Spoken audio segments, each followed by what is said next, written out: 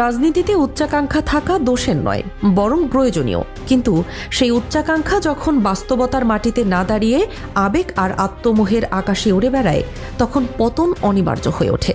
ঠিক এমন এক বাস্তবতাই আমরা দেখলাম জামায়াত ইসলামীর নেতৃত্বাধীন 11 দলীয় জোট ভেঙে যাওয়ার ঘটনায়। ইসলামী আন্দোলন বাংলাদেশ বা চরমনাই পীরের দল জোট ছেড়ে দিয়ে 268টি আসনে এককভাবে প্রার্থী দেওয়ার ঘোষণা দিয়েছে।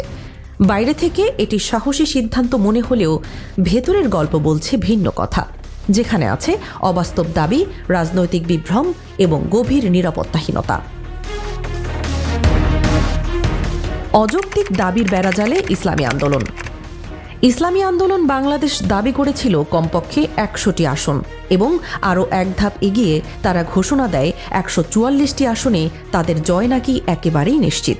কিন্তু এই বিশাল দাবির পেছনে ছিল না কোনো বাস্তব পরিসংখ্যান, ছিল না মাঠ পর্যায়ের গ্রহণযোগ্য জরিপ, এমনকি ছিল না ন্যূনতম ডাটা অ্যানালাইসিস। কিন্তু ছিল কেবল আবেগ, আত্মতুষ্টি এবং অতিরঞ্জিত আত্মবিশ্বাসের বুদবুদ। রাষ্ট্রবিজ্ঞানের ভাষায় একে স্পষ্টভাবে বলা হয় পলিটিক্যাল হ্যালুসিনেশন, অর্থাৎ রাজনৈতিক বিভ্রম। যে দলের ভোট ব্যাংক মূলত প্রান্তিক ও নির্দিষ্ট কিছু ধর্মপ্রাণ অঞ্চলের মধ্যেই সীমাবদ্ধ, তারা কিভাবে জাতীয় পর্যায়ে প্রায় অর্ধেক আসনে জয়ের দাবি তোলে, এই মৌলিক প্রশ্নের কোনো যুক্তিসঙ্গত বাস্তব ভিত্তিক উত্তর চরমনাই নেতৃত্ব দিতে সম্পূর্ণ ব্যর্থ হয়েছে। জামায়াতের ধৈর্য ও কৌশল। জামায়াত ইসলামী এবং তাদের জোটের শরিকরা শুরু থেকেই অসাধারণ ধৈর্য ও রাজনৈতিক পরিপক্কতার পরিচয় দিয়েছে।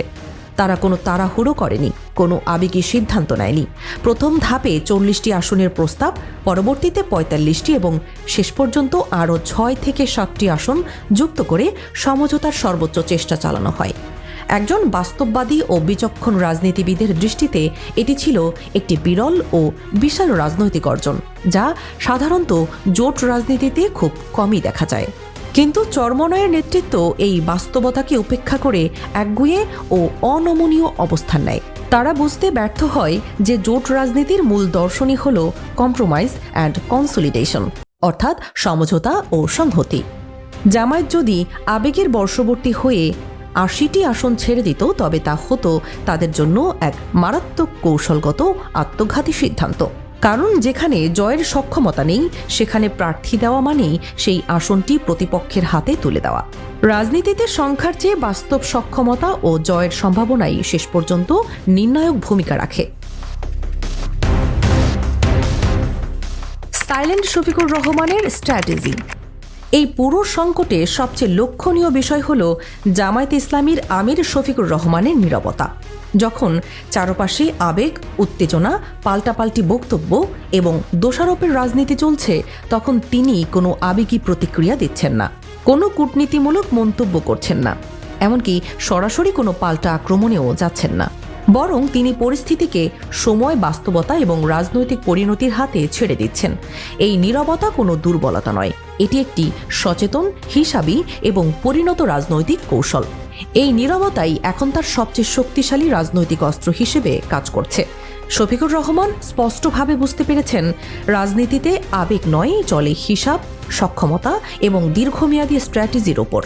তিনি জানেন, জামায়াত যদি উত্তেজনায় জড়িয়ে পড়ে, তাহলে জোট রাজনীতিতে তারা নৈতিক উত্তেজনা হারাবে। ফলে সংঘাত এড়িয়ে চলার মাধ্যমেই জামায়াত এখন রাজনৈতিকভাবে লাভবান অবস্থানে রয়েছে।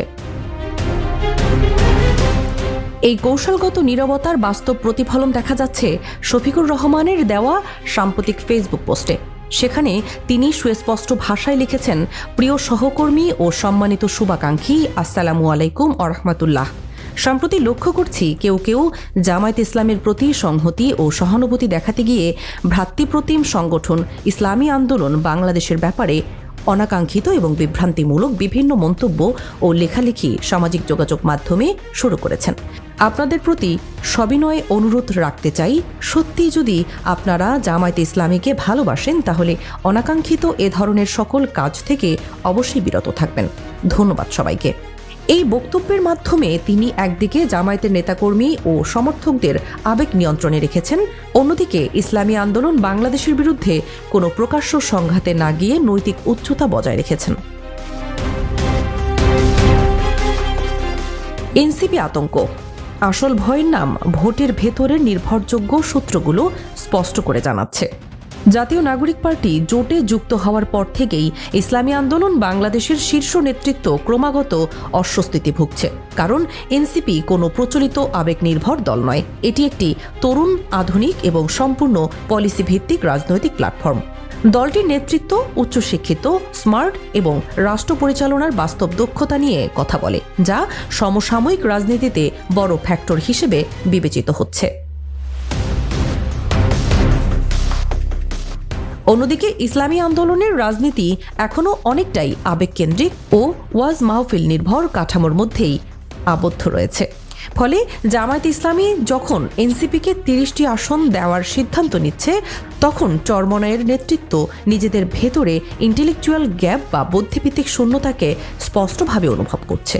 তারা বুঝতে পারছে ভবিষ্যতের ক্ষমতার রাজনীতিতে আধুনিক ভাষা, কূটনৈতিক দক্ষতা ও নীতি নির্ধারণী সক্ষমতা যাদের আছে তারাই এগিয়ে থাকবে। আর এই উপলব্ধি তাদের মধ্যে গভীর ভয় ও নিরাপত্তাহীনতা তৈরি করছে। 10 দলীয় জোটের নতুন সমীকরণ। ইসলামী আন্দোলন বাংলাদেশের জোট ছেড়ে যাওয়ার ফলে যে 40 থেকে 45টি আসন খালি হচ্ছে, সেগুলো এখন 10 দলীয় জোটের জন্য কৌশলগতভাবে অত্যন্ত গুরুত্বপূর্ণ হয়ে উঠছে। এই আসনগুলোতে জামায়াত ইসলামী এখন আর আপোষের রাজনীতি করতে বাধ্য নয়, বরং তারা নিজেদের সবচেয়ে শক্তিশালী, সংগঠিত ও জয়যোগ্য প্রার্থীদের নামানোর সুযোগ পাচ্ছে। একই সঙ্গে আধুনিক ও পলিসি ভিত্তিক শরিক দলগুলোর ভূমিকা আরও দৃশ্যমান ও কার্যকর হয়ে উঠছে। বর্তমান আসন বিন্যাস অনুযায়ী জামায়াত ইসলামী পাচ্ছে 179টি আসন, জাতীয় নাগরিক পার্টি 30টি, খেলাফত মজলিস 20টি এবং এবি পার্টি 3টি আসন। ইসলামী আন্দোলনের ছেড়ে যাওয়া আসনগুলোর এখন কার্যত জামায়াতের জন্য একটি স্ট্র্যাটেজিক রিজার্ভ হিসেবে কাজ করবে, যেখানে তারা পরিস্থিতি অনুযায়ী প্রার্থী বদলাতে পারছে, শক্ত ঘাঁটিতে বিনিয়োগ বাড়াতে পারছে এবং সামগ্রিকভাবে জোটের জয়ের সম্ভাবনা আরও সুসংহত করতে পারছে। এই নতুন সমীকরণে জোট এখন সংখ্যার নয়, বরং সক্ষমতা, যোগ্যতা এবং বাস্তব জয়ের হিসেবেই এগোচ্ছে। ইসলামী আন্দোলনের প্রস্থান আপাতদৃষ্টিতে জোটের জন্য ধাক্কা হলেও বাস্তবে এটি জামায়াতের জন্য আশীর্বাদ হয়ে এসেছে। এখন আবেগ নয়, সংসদে যাবে মেধা ও নীতি নির্ধারক শক্তি। অন্যদিকে ইসলামী আন্দোলন বাংলাদেশের সামনে এখন কঠিন বাস্তবতা। 268টি আসনে একা নির্বাচন করে তারা কতটা টিকে থাকতে পারবে, নাকি কেবল ভোট কাটার দলে পরিণত হবে, সেই রায় দেবে সময়। তবে নিশ্চিতভাবে বলা যায় 16ই জানুয়ারি 2026 দিনটি তাদের রাজনৈতিক ইতিহাসে একটি বড় ভুল সিদ্ধান্তের দিন হিসেবেই চিহ্নিত থাকবে। আপনার মতামত কি? 80টি আসনের দাবি কি যৌক্তিক ছিল, নাকি চরমনাই নিজের পায়েই নিজেই কুড়াল মেরেছে?